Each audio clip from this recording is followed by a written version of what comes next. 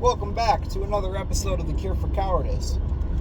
Now, in this one, I wanted to talk about controlling the controllables.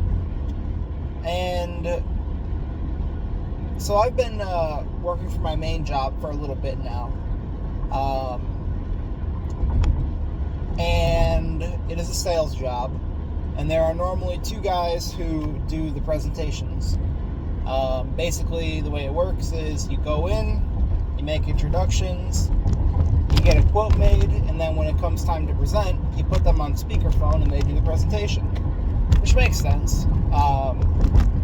The thing is, they did probably like 20 to 30 presentations for me, and a lot of them went really well. A lot of them were very promising.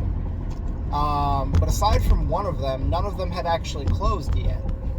And it was kind of frustrating because it was like, it felt like it wasn't in my control because I wasn't the one doing the presentation. And so I finally got the go-ahead to start doing my own presentations. And I've done 3 presentations so far.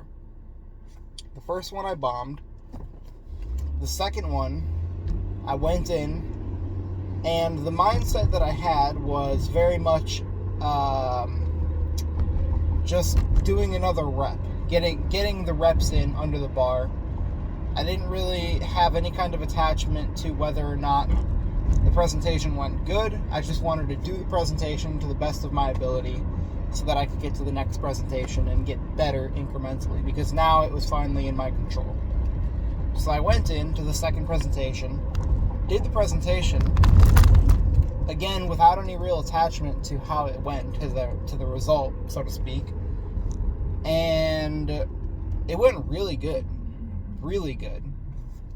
Now, for reference, of these 20 or 30 presentations that I have had the other guys do, some of them we've been waiting like months to hear back for whether or not they want to do it.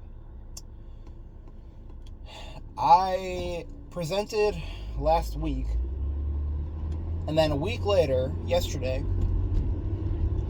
I called up the guy I presented to, and he wants to move forward.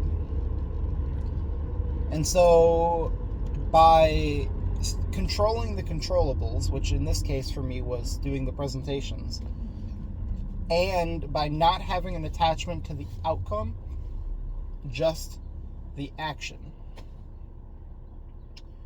within 1 week, I got my first win. And so, a lot of us will use any form of excuse that we can come up with to not achieve the results that we want. We blame timing, we blame other people, we blame everything else in the situation we blame. But as soon as we take control over everything that is in our power,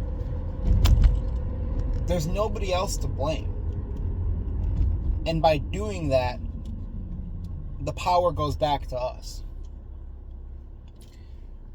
And even if you mess up, even if you don't get the result that you want, you have nobody to blame but yourself. And while that's hard, and while that doesn't feel good, it also means that the result is much more in your control. Because if you are the one to blame for the situation being the way it is, then your actions and your behaviors and your mindsets will change that result. And so I think this is really powerful for a lot of us, because if you don't like where you are in life, regardless of however much it may seem like it's other people's fault or other situations, or where you were born or the time period that you live in, whatever you want to ascribe blame to, as soon as you say, my fault, it allows you to start making changes, and it allows you to start getting a new result. And so, I guess all this to say, control the controllables. Because as soon as you start doing that, I guarantee that you will see change.